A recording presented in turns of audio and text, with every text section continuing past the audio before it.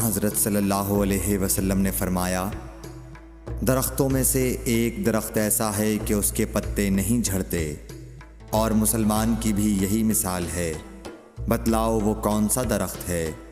یہ سن کر لوگوں کے خیالات جنگل کے درختوں میں چلے گئے۔ عبداللہ نے کہا کہ میرے دل میں آیا کہ بتلا دوں کہ وہ کھجور کا درخت ہے، لیکن وہاں بہت بزرگ موجود تھے، اس لیے مجھ کو شرم آئی۔ آخر صحابہ نے عرض کیا، یا رسول اللہ، آپ ہی بیان فرما دیجئے۔ آپ صلی اللہ علیہ وسلم نے بتلایا کہ وہ کھجور کا درخت ہے۔ صحیح بخاری حدیث نمبر 62۔ آپ صلی اللہ علیہ وآلہ وسلم نے فرمایا،